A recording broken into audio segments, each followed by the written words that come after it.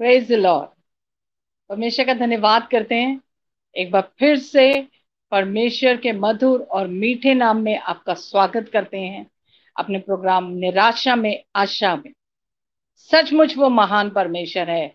एक और गवाही को उसने हमें दिया है। एक और जन की गवाही को परमेश्वर ने हमें इतनी सामर्थ्य दी कि हम उसकी गवाही को रिकॉर्ड करके आपके सामने लेके आ सकते हैं।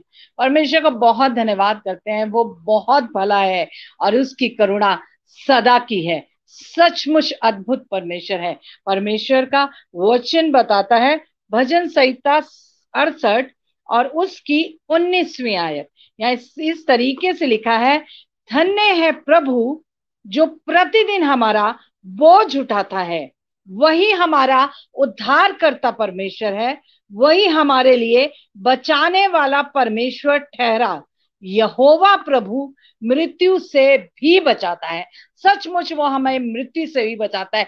हमारे कई बार हमारे जीवन में ऐसे अद्भुत ऐसे मोड़ आ जाते हैं जब हमें लगता है कि अब कोई और रास्ता रह नहीं गया हमारे जीवन में, कुछ और नहीं है, केवल एक रास्ता है कि हम अपनी जीवन को समाप्त कर दें। लेकिन अजीजों, ये कोई रास्ता नहीं है। इट इज नॉट अ वे। वो कोई रास्ता नहीं है, इससे आपको कुछ हासिल होने वाला नहीं है। लेकिन परमेश्वर बहुत अद्भुत परमेश्वर है। जब वो काम करता है तो वो आश्चर्य कर्म करता है। और कई बार ऐसा होता है, सचमुच में वो हमें मृत्यु से भी बचाता है। लिखा है जन्म और मृत्यु दोनों उसी के हाथ में है, तो उसका डिसीजन हम कर नहीं सकते। और ये गलत हम काम करते हैं जब हम इस बात का डिसीजन ले लेते हैं कि हम अपने जीवन को खत्म कर देंगे। ऐसा होना नहीं चाहिए। एक और ऐसी गवाही लेकर आए हैं हम आपके सम्मुख, और परमेश्वर का धन्यवाद करते हैं कि परमेश्वर ने हमें मौका दिया। Assembly of believers church Salem Sarai के पासबान पास्टर अविनाश शर्मा की गवाही को लेके आए हैं। अद्भुत रीति से परमेश्वर ने उनके जीवन में कार्य किया। परिस्थितियां इतनी बेकार थी कि वो उन्होंने ठान लिया था वो अपने जीवन को खत्म कर देंगे, लेकिन परमेश्वर ने उनके हृदय से बात करी। परमेश्वर ने उनके हृदय को टटोला और परमेश्वर ने उसके हृदय को बात करके उनके जीवन को एक रास्ता दिया, जिससे वो आज परमेश्वर की सेवकाई कर रहे हैं। आइए सुनते हैं उनकी गवाही को। Praise the Lord. Pastor Avinash Sharma, इस प्रोग्राम निराशा में आशा प्रोग्राम में हम आपका स्वागत करते हैं। सचमुच वो परमेश्वर बहुत अद्भुत है और परमेश्वर महान है। परमेश्वर का धन्यवाद करते हैं कि उसने आपको और हमें ये मौका दिया कि हम आपकी गवाही को सुन सकते हैं, रिकॉर्ड कर सकते हैं, ताकि लोगों तक लेके आ सके। परमेश्वर का बहुत धन्यवाद करते हैं। कुछ पूछना चाहूंगी, आपने परमेश्वर को कैसे जाना? कुछ अपने बारे में बताइए, कैसे परमेश्वर ने आपके जीवन में कार्य किया। पहली बात, मैं परमेश्वर प्रभु यीशु मसीह का शुक्रगुजार हूँ। बाइबल में बड़ी खूबसूरत सी एक बात लिखी हुई है, पहला तीमुथियुस 1 अध्याय उसके 12 पद में लिखा हुआ है कि परमेश्वर पिता ने हमें विश्वास सुख समझकर अपनी सेवा के लिए ठहराया हुआ है। मेरा नाम पास्टर अविनाश है। मैं assembly of believer church Sulem Sarai Allahabad में एज अ वर्शिप पास्टर के तौर पे सेवा करता हूँ और खुदा की खिदमत करता हूँ, जो खुदा का आत्मा हमें सिखाता है, खुदा की हुजूरी में हमें बताता है कि कैसे मसीह यीशु में और उन्नति करते जाएं। हम हर बात में परमेश्वर के प्रति आभारी हैं। मैं सबसे पहले आपको बता दूं अपने बारे में कि मैं कैसे प्रभु यीशु मसीह पे मैंने विश्वास किया, अर्थात यूं कि कैसे मसीह यीशु ने मुझे चुना और अपने समीप लेकर आया। जी, बात उन दिनों की है जब मैं ज्यादा एज का नहीं, 17 साल का था, 16-17 साल का था। उस एज में एक सबसे बड़ा मेरे लिए प्रॉब्लम था कि मैं अपने जीवन को कैसे निर्वाह करूं, क्योंकि मेरा परिवार कभी भी मेरा सपोर्ट नहीं करता था और मेरे परिवार में सिर्फ मेरे पापा थे। क्योंकि जब मैं 2 साल का था तो मेरी मम्मी की डेथ हो गई थी। मेरा पूरा परिवार, जो बाबा थे वो पूरे पुजारी थे, गांव में पुजारी के नाम से फेमस हुआ करते थे। वो घर, वो एरिया पूरा पुजारी इलाका से कहा जाता था। मेरे पापा खुद एक तांत्रिक थे। और जब 2017 की बात है, जब पापा ने जब दूसरी शादी करी तो थोड़ा सा अटपटा लगा, अजीब लगा। क्योंकि कई सारी प्रॉब्लम मुझे फेस करनी पड़ रही थी। उसके बाद जब वो मेरे स्टेप मदर आई, तो उन्हें पापा के पैसे से प्यार था, क्योंकि पापा रेलवे में जॉब करते थे और अच्छी खासी इनकम पापा के पास आया करती थी। तो जिसकी वजह से मुझे तरह तरह की यातनाएं, तरह तरह की पीड़ा, तरह तरह के दुख, और कई बार तो हमारे साथ रवैया ऐसा हो गया था कि मुझे अपने ही घर में डर सा लगने लगा था कि आज अगर सो रहा हूं तो कल की सुबह उठूंगा या नहीं उठूंगा। पर मालूम खुदा की योजना अपने लोगों के लिए बड़ी खूबसूरत सी होती है। मैं जॉब करता था, साइबर कैफे में जॉब करता था, इतना फ्रस्ट्रेट हो चुका था पूरी तरीके से उस 17 साल की एज में, कि बस ये था कि नहीं, मुझे अब मर जाना है, क्योंकि मुझे जी के कोई हासिल कुछ होने वाला नहीं है। और ना ही मेरे पास कोई आशा है, ना ही मेरे पास ऐसा कोई जरिया है जिसके द्वारा मैं अपनी जीवन को बेहतर कर सकूं।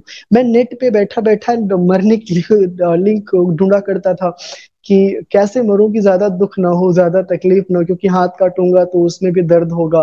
किसी व्हीकल के सामने आ जाऊंगा, गाड़ी के सामने आ जाऊंगा तो उसमें भी तकलीफ होगा, दर्द होगा। ऐसी कौन सी चीज करूं जिससे दर्द और तकलीफ ना हो। एक दिन वहां के जो मेन थे, मालिक थे, उनको पता चला। उन्होंने मुझे डांटा। खैर उसके बाद मैंने वहां पे जॉब छोड़ दी किसी रीजन से। फिर उसके बाद मुझे एक मेडिकल शॉप पे जॉब मिली। मेडिकल शॉप पे जॉब करते करते करते वो चीजें वैसी बनी हुई थी मेरे परिवार में, मेरे घर में। आए दिन मुझे मार पड़ती थी, और मुझे कभी खाना मिलता था, कभी नहीं मिलता था, कभी कभी मेरे लिए दरवाजा घर के खोले ही नहीं जाते थे, एंड ऑल दैट। कई सारी चीजें, ऐसी ऐसी बातें हुआ करती थी कि मतलब मेरे लिए रात को सो जाना और मेरे लिए बहुत मुश्किल हुआ करता था। पर आज भी मुझे याद है कि वो शाम जब निकल रहा था वहां से, मेडिकल शॉप की शॉप से, तो ऊपर वाले फ्लोर पे गया और वहां से मैंने नींद की गोली मैंने चुरा ली। क्योंकि मैंने अब ठान लिया था कि अब मैं नहीं रहूंगा, अब नहीं बचना मुझे, जीवन में कुछ नहीं हो सकता मेरा, क्योंकि मेरा सिर्फ पापा ही थे और उन्होंने मेरा साथ छोड़ दिया। पर मैंने वहां से नींद की गोली चुरा ली। नींद की गोली चुरा के घर गया, सबको देख रहा था। घर जाके सबसे बस नॉर्मली बैठा हुआ था, सबको देख रहा, सबकी बातें सुन रहा था। पापा की बातें, पापा के ताने अलग, उनकी स्टेप मदर के ताने अलग, सुन के चुपचाप बैठा हुआ सुन रहा था। फिर थोड़ी देर के बाद कमरे में आया। कमरे में आने के बाद मैंने एक हाथ में ग्लास का पानी लिया और दूसरे हाथ में मैंने नींद की गोली पूरी पूरी पत्ते मैंने निकाल लिए। और अब बस ये था कि अब मुझे मर जाना है। मेरे पास आशा बिल्कुल नहीं थी, और उस टाइम पे कोई मेरे साथ में भी ऐसा नहीं था, ना मेरे रिलेटिव में कोई ऐसा था जो मेरे इस तरीके का सपोर्ट कर सके कि मैं तुम्हारे साथ हूँ, मैं तुम्हारे जीवन को बेहतर कर सकता हूँ, मैं तुम्हारी पढ़ाई में हेल्प कर सकता हूँ, तुम्हारे फ्यूचर में तुम्हारी मदद कर सकता हूँ। ऐसी कोई भी आशा भरी बातें मेरे साथ नहीं हुआ करती थी, वरन सदैव सदैव हर तरफ से हमें पीड़ा मिलता था। और सब के सब लोग ज्यादातर पापा की या स्टेप मदर की सहायता क्या करते थे, उनसे बातचीत क्या करते थे। हमसे बहुत ही कम ही लोग बातचीत क्या करते थे। मैंने उठाया सारी नींद की गोलियां, मैंने एक हाथ में अपने पत्ते में ले लिया, अपने हाथ में ले लिया सारे पत्तों की टेबलेट्स वगैरह, और एक हाथ में पानी था। मैं हाथ में लेके सोच रहा था।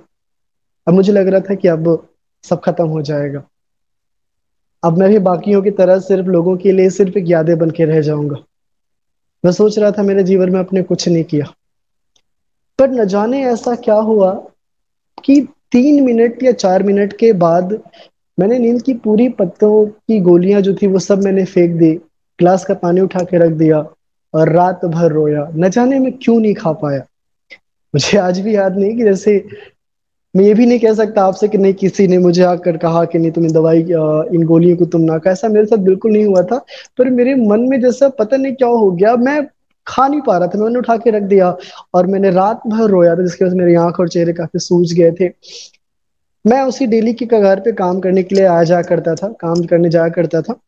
उस दिन मेरे एक टीचर थे, डांस टीचर थे, मैं उन दौरान डांस सीखा करता था। तो मेरे टीचर थे, उनका भाई था जिनका नाम था लखन, जिसको हम लोग प्यार से लकी बुलाते हैं। उन्होंने मुझसे एक बार बात की, बात करते टाइम उन्होंने मुझे यीशु मसीह के बारे में बताया। तो मेरे पास कई सारे सवाल थे। मैं तांत्रिक परिवार से था, मैं पूरे पुजारी के परिवार से था, और मैं खुद 8-8 किलोमीटर पैदल चल के किसी मंदिर में जाया करता था, दर्शन के लिए जाया करता था, हर थर्सडे को जाया करता था। मैं ऐसा खुद क्या करता, मेरे पास कई सारे सवाल थे, और मुझे लकी के शब्द से, उसकी बातों में सेटिस्फैक्शन नहीं मिल रही थी। उसके अगले दिन बुधवार था। बुधवार शाम के 6 बजे एक बहन के घर पे आराधना थी। उसने मुझे बोला कि आप आना वहां पे, हमारे साथ आराधना में सम्मिलित होना। मैं उस आराधना में गया और मैंने वहां पे यीशु मसीह के बारे में सुना कि यीशु मसीह प्यार करता है, यीशु मसीह आपको लेने के लिए आएगा। वहां पे म्यूजिक हो रही थी, वहां पे वर्शिप हो रही थी, परमेश्वर की आराधना, बड़ा ही खूबसूरत, बड़ा ही अच्छा लग रहा था। मुझे वो संगति इतनी पसंद आ गई कि अपनी हर चीजों को किनारे करके मैं उस संगति में बढ़ने लगा। हर शाम उन लोगों से मिलने लगा, धीरे धीरे उन लोगों से मिलने लगा, चर्च जाने लगा धीरे धीरे। एक दफा मेरे परिवार को पता चला कि मैं चर्च जाता हूँ। उन्होंने मुझे अच्छा खासा सुनाया और मुझे पड़ी भी, मार भी पड़ी। उन्होंने कहा कि मैं नहीं चाहता कि तुम चर्च जाओ, जब तुम चर्च जाओगे तो मुझे बिल्कुल पसंद नहीं है कि तुम घर पे रहो, और जब तुम घर पे रहोगे तुम्हें चर्च नहीं जाना होगा। मैंने सिंपल से साफ बोल दिया, मैं आप अभी कह रहा हूँ, लिटरली बता रहा हूँ कि यही मेरे लफ्ज थे कि जिसको पाने में मैंने 18 साल लगा दिए, उससे मैं अब नहीं खो सकता। मेरे मन में पता नहीं ये सवाल कहाँ से, कैसे ये जवाब आ गया, और कैसे एक पूरे एक्साइटमेंट के साथ, पूरे जोश के साथ, अधिकार के साथ, मेरे विश्वास के साथ बोला कि अब मैं उसे नहीं छोड़ सकता। जी सच बात है, तब से लेके उसके बाद का जीवन मेरा और घर में खराब होता चला गया। धीरे धीरे और मेरे प्रति मार पड़ना शुरू हो गया, मेरे प्रति बुरी बुरी बातें बोलना शुरू हो गई। कई कई सारी चीजें, ऐसे ऐसे शब्द थे कि मैं मतलब बता नहीं सकता आपको। बट उसके बाद फाइनली उन लोगों ने मुझे घर में खाना पीना मेरा बंद कर दिया। और वैसे भी जब उन लोगों ने मेरा खाना पीना बंद नहीं किया था, तो उस दौरान भी मुझे घर में सिर्फ कभी शाम को खाना मिलता था, तो कभी सुबह मिल जाता था। सुबह बहुत रेयर होता था, मतलब महीने में 1 2 या 3 बार मिल जाए तो मिल जाए, पर शाम के टाइम में मिल जाता था, कभी कभार मिल जाता था। नहीं तो ऐसे ही सो जाया करता था। उस दौरान पे उन लोगों ने फाइनली मेरा खाना बंद भी बंद कर दिया, और जहाँ मैं जॉब करता था वहां से भी किसी रीजन बस मुझे छोड़ना पड़ा। फाइनली मैं ढूंढ रहा था एक ऐसी जॉब जहां से मुझे खाना भी मिल जाए। मेरे कुछ दोस्त लोग थे वहीं के चर्च के लोग, मैंने उनसे कहा मुझे जॉब की आवश्यकता, उन लोगों ने मुझे रेस्टोरेंट में जॉब बताई। मैं रेस्टोरेंट में जॉब करने लगा क्योंकि मुझे वहां पे खाना मिलता था। वहां पे खाने के लिए मैं जॉब करता था ताकि मुझे खाने को इश्यू वगैरह ना हो, खाता पीता था, वहां पे जॉब करता था और घर से घर आता था। तो कई दफा मेरे लिए घर के दरवाजे रात रात भर खुलते नहीं थे। मैं चिल्लाता था मेरे लिए दरवाजा खोलो, मैं आवाज देता था कि मेरे लिए दरवाजा खोलो, पर मेरे लिए दरवाजा खुलता नहीं था। वैसा लगता था जैसे मैं किसी ऐसे जन के दरवाजे पे जाके अपने हाथ को खटखटा रहा हूँ या आवाज दे रहा हूँ, जैसे वो मुझे कभी जानते ही नहीं है। मेरे मन में आने लगा मेरे साथ क्या हो रहा है। उस दौरान मैं एक चीज करता था, प्रार्थना करने तो नहीं आता था, पर एक वचन पढ़ता था, प्रभु तू मुझे अपने मार्गों पर चला, तो मुझे अपने मार्गों की शिक्षा दे, तब मैं उसे अंत तक पकड़े रहूंगा। तो मुझे अपनी विधियों का मार्ग दिखा दे, मैं उसी पर चलता रहूंगा। उस दौरान सिर्फ एक ही बात को सुबह सुबह पढ़ता था, प्रार्थना करता था, और प्रार्थना करके फिर शाम को आता था, फिर इसी बात को पढ़ता था, फिर दुआ करके सो जाता था।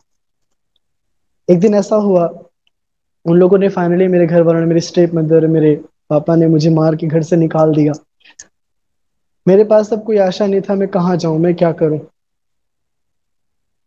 एबीसी मुगल सराय में, एबीसी मुगल सराय में पास्टर दिलीप थे, उन्हीं के चर्च जाया करता था। वहां पे एक भैया थे जिनका नाम था आशीष भैया। मैंने उनको कॉल किया, हमने कहा भैया ऐसी ऐसी बात है, मैं क्या करूं। उन्होंने कहा तुम मेरे घर आ जाओ। मैं उनके घर गया, फिर अपने पास्टर के घर गया। पास्टर के घर पे 1 2 दिन स्टे किया, फिर पास्टर ने मुझे बोला कि आपको बिशप अरुण माइकल लाल ने इलाहाबाद बुलाया है, और वो चाहते हैं कि आप वहां आए।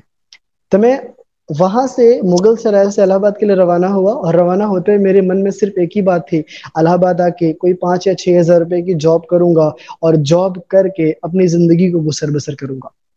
पर हालांकि परमेश्वर की योजना कुछ और थी। वो खुदावन हमें वहां से इलाहाबाद लेकर आया। इलाहाबाद जब आया तो मैंने अपने बिशप साहब से मिला। परमेश्वर का शुक्रगुजार कि उन्होंने मेरे बारे में जाना। मैंने उनको अपनी टेस्टमनी बताई, अपनी गवाही बताई कि मेरे साथ क्या क्या हुआ। उन्होंने मुझसे कई सारी बात कही, और बाइबल कॉलेज करने के लिए, परमेश्वर की सेवा करने के लिए मुझे उभारा। मेरे मन में कभी ऐसी इच्छा नहीं थी कि मैं परमेश्वर की सेवा को, लिटरली बता रहा हूँ, मेरे मन में कभी ऐसी इच्छा नहीं थी कि मैं परमेश्वर की सेवा करूं या सुसमाचार का प्रचार करूं। और यीशु मसीह का धन्यवाद कि उसकी योजना अलग थी, डिफरेंट थी। सो पास्टर, उस बिशप का मैं धन्यवाद करता हूँ जो मेरे पिता के समान है। उन्होंने मुझे अपने घर में रखा, अपने घर में मुझे पनाह दिया। उन्होंने मुझे बाइबल कॉलेज करवाया, उन्होंने मुझे स्कूल ऑफ वर्शिप करवाया। उन्होंने परमेश्वर कितना प्रेमी है, परमेश्वर के वचन से ये मुझे सिखाते चले गए। आपने तो अपने जीवन को समाप्त करने का फैसला कर लिया था, लेकिन कैसे परमेश्वर ने आपके जीवन को बदल दिया? क्या ऐसा हुआ जिससे आप बच गए? और बहुत अद्भुत बात है, बहुत मुश्किल होता है इस कंडीशन से वापस आना। कैसे परमेश्वर ने आपके हृदय से बात करी? और एक रात आराधना कर रहा था, और आराधना करते टाइम पूरी वर्शिप चल रही थी। वर्शिप के दौरान जैसा लगा जैसे किसी ने पीछे से आकर मेरे ऊपर हाथ रखा। ये चर्च की बात है, हालांकि कोई था नहीं, पर विश्वास करता हूँ कि उद्धारकर्ता परमेश्वर यीशु मसीह ही रहे होंगे, इसमें कोई संदेह नहीं है। कोई मेरे पीछे हाथ आके रखा, मेरे कंधे पर हाथ रखा। मुझे आज भी याद है कि मैं घुटने टेक के वहां पे पहली दफा में रो रो के प्रार्थना कर रहा था, और मैंने खुदा से कहा था, खुदाबंद तेरे पीछे चलूंगा। पर चीजें मेरे घर में इतनी खराब थी, इतनी खराब थी कि मुझे परमेश्वर की आवाज से ज्यादा अपने घर की परेशानियां दिखती थी। और सिर्फ जिस रात मैंने वो नींद की गोलियों को मैंने फेंका था, मेरे हृदय में एक इच्छा थी कि मैं जीना चाहता हूँ, मैं कुछ करना चाहता हूँ। मैं शुरुआत में था, मुझे मसीह यीशु के बारे में उतना नहीं पता था। धीरे धीरे बच्चे जैसे बढ़ रहा था, पर इससे एक चीज था कि मैं जीना चाहता हूँ। और यीशु मसीह का शुक्रिया कि यीशु मसीह ने मुझे एक नया जीवन दिया। उस मृत्यु से जो मेरे ऊपर आ सकती थी, बाइबल में लिखा हुआ है कि उसने मुझे मृत्यु की फाटकों से उठाकर सिय्योन की फाटकों पर रखा है, ताकि मैं उसकी सेवा कर सकूं। और यीशु मसीह ने मुझे उस दिन छुआ था, और मेरे हृदय में एक इच्छा जगी थी, खुदावन तेरे लिए जीऊंगा। पर सिचुएशन इतनी खराब थी कि परमेश्वर यीशु मसीह की आवाज मुझे उतनी सुनाई नहीं दे रही थी। एक और बात पूछना चाहूंगी। परमेश्वर को जानने से पहले के जीवन में और अब जो जीवन है आपका, उन दोनों में क्या डिफरेंस है? अ, उस टाइम पे जब मैं परेशान होता था तो सिर्फ रोता था, और कोई मेरे पास नहीं था। कोई मुझे आशा नहीं देता था कि चीजें ठीक हो जाएंगी, या फिर कोई मुझसे ये नहीं कहता था कि चलो मैं ठीक करूंगा, मैं तुम्हारी चिंता करता हूँ, तुमसे प्यार करता हूँ। अभी चीजें खराब हुई हैं, सदैव एक समान खराब नहीं रहेंगी, चीजें बदलेंगी। पुराने टाइम में ऐसा था कि हर छोटी छोटी बात से परेशान हो जाया करता था, फ्रस्ट्रेशन था, पूरी तरीके से निराशा था। सच बताऊं तो बिल्कुल एक रत्ती भी आशा नहीं था कि मैं अपने जीवन में कुछ बेहतर हासिल कर पाऊंगा। पर खुदावंद यीशु मसीह का शुक्रगुजार हूँ कि आज के टाइम पे जब कभी भी परेशान या निराश होता हूँ तो खुदावंद मुझसे कहता है, मुझ पर भरोसा रख, सब कुछ ठीक कर दूंगा। बाइबल में लिखा हुआ है कि उसको तुम्हारा ध्यान है, उसको तुम्हारी चिंता है। शुरुआत के दिनों में उतना मुझे बाइबल नहीं पता था, जो कुछ चर्च के लोग मुझे बताते थे उन्हीं चीजों पर मुझे भरोसा होता था। परमेश्वर भला है, वो प्यार करता है, परमेश्वर के आश्चर्य कर्मों के बारे में वो बताते थे। धीरे धीरे मेरा विश्वास मसीह यीशु में बढ़ता था। उस दौरान कई बार परेशानियां ज्यादा होती थी, इसलिए बहुत बार रोता था, और अपने आप को भी दुख पहुंचाता था कई दफा। पर अब एक आशा है कि यीशु मसीह चीजों को ठीक करता है पूरी तरीके से। पूरी बदजली जिंदगी को, निकम्मी जिंदगी को, बदहाली जिंदगी को यीशु मसीह पूरी तरीके से ठीक करने की आशा रखता है, ये विश्वास करता हूँ। वैसे निराशा थी पूरी तरीके से जिंदगी न जीने की, पर अब एक आशा है कि अगर कुछ हो भी गया तो उद्धार करता यीशु मसीह के पास रहूंगा, उसी के साथ रहूंगा, उसी के साथ जीऊंगा। हम आखिर में ये पूछना चाहूंगी, क्या मैसेज देना चाहेंगे आप हमारे व्यूअर्स को, खास करके कैसे निराशा में उन्हें अपने जीवन में काम लेना चाहिए? क्या उन्हें ऐसा करना चाहिए कि वो अपने जीवन में निराशा से आशा में आ सके? सबसे पहली बात कि जब हम निराश होते हैं और हमारे पास जब कोई आशा नहीं होता है, तो वैसे सिचुएशन में जब आज के टाइम पे हम कभी परेशान होते हैं, फिर हमसे कोई गलती हो जाती है, हम कभी जवान भाई बहनों से या किसी से भी, तो उन्हें लगता है कि परमेश्वर उनसे प्यार नहीं करता, या परमेश्वर उनके लिए कुछ उपाय नहीं कर सकता। पहली चीजें बताना मांगता हूँ कि उड़ाव पुत्र को भी ऐसा लगता था कि क्या सच में मेरा पिता मुझे एक्सेप्ट करेगा। पर मैं आपसे बताना मांगता हूँ, बाप इंतजार कर रहा है, खड़ा होके उद्धार करता यीशु मसीह इंतजार कर रहा है। हो सकता है बड़ा भाई, या हो सकता है कोई और कई बार चीजें आपके लिए खराब कर सकता है। पर सुनिएगा, आपके लिए एक बात बताना मांगता हूँ। भजन की किताब 121 अध्याय में दाऊद कहने लगा, मैं अपनी आंखें पर्वतों की ओर लगाऊंगा। क्या आपको पता है, उन दिनों में जब मैं निराशा हुआ था तो मैंने एक चीज काम कहीं बंद नहीं किया था, चर्च जाना, बाइबल पढ़ना और दुआ करना। मैं इन 3 चीजों को हमेशा करता था और आज भी करता हूँ।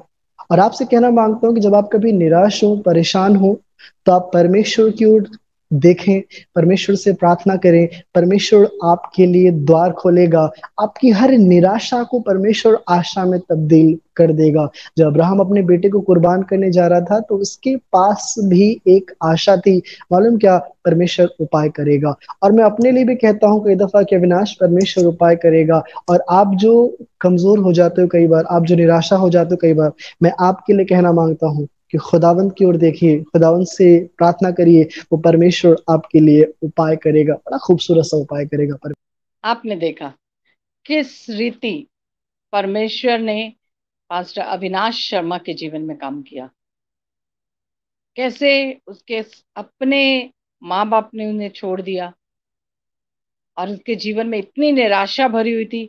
और उस निराशा के अंदर परमेश्वर, जब वो अपने जीवन को खत्म करने जा रहे थे, जब वो समाप्त करने का डिसीजन ले लिया था, सब परिस्थितियां ऑपोजिट थी, सब परिस्थितियां उन्हें समझ नहीं आ रही थी कैसे हैंडल करेंगे। उस समय परमेश्वर प्रभु यीशु मसीह ने उनके जीवन में कार्य किया। उसी समय परमेश्वर ने उनके हाथ को थामा और सचमुच परमेश्वर ने उन्हें उससे निकाल बाहर किया। और आज वो अपने जीवन से बहुत से लोगों को बरकत दे रहे हैं। आज वो एक वर्शिप पास्टर है, वर्शिप करवाते हैं चर्च के अंदर, और सच में बहुत अद्भुत रीति से परमेश्वर उनके जीवन को चला रहा है। और परमेश्वर ने उनके जीवन की परिस्थितियों को बिल्कुल उलट कर और बदल कर रख दिया। ऐसा ही परमेश्वर है हमारा। यदि आप भी किसी निराशा में, यदि आप भी किसी ऐसे गलत डिसीजन को लेने जा रहे हैं, यदि ऐसा है आपके जीवन में, आपको लग रहा है कोई आपके साथ नहीं है, कोई खड़ा नहीं है, आपको अकेला नजर आ रहा है, आपको ऐसा लग रहा है there is no one for you, नहीं, यीशु मसीह है जो आपकी अकेलेपन में आपकी सहायता कर सकता है। कोई और नहीं कर सकता, कोई और आपकी सुन नहीं सकता। एक वही है जो लिखा है परमेश्वर के वचन के अंदर, संकट में अति सहज से मिलने वाला सहायक। संकट में जब सारे दरवाजे बंद हो जाते हैं, जब हमें लगता है सब चीजें समाप्त हो गई हैं, दरवाजे बंद हैं, समाप्त होने पर आ गया सब कुछ, और हम भी ऐसे डिसीजन लेने पे मजबूर हो जाते हैं, तब ऐसा एक है जो आपके लिए सहायता के लिए तत्पर है। उसका फोन नंबर कभी एंगेज नहीं होता है, वो हमेशा आपके लिए तैयार रहता है, लेकिन जरूरी है कि हम उसके द्वार को खटखटाएं। जल्दबाजी में, घबराहट में अपने जीवन को समाप्त करने का जो गलत डिसीजन लोग लेते हैं वो ना लें, और परमेश्वर को जाने, उसके पास जाएं। लिखा है टूटा हुआ मन उसके योग्य बलिदान है। आप टूटे हुए हैं, आप बिखरे हुए हैं, आपकी चीजें बर्बाद हैं, यीशु मसीह के पास जाइए, उससे बताइए, उससे कहिए, वो जरूर से आपकी मदद करेगा। और फिर भी यदि आप चाहते हैं, आप निराशा में, आप परेशान हैं, यदि आप चाहते हैं हम आपके लिए प्रार्थना करें, स्क्रीन पे दिए गए नंबर पे आप कॉल करिए। कोई ना कोई आपके लिए प्रार्थना करने के लिए हमेशा तैयार है। जरूर से इस नंबर को नोट करिए, और परमेश्वर आपको आशीष दे।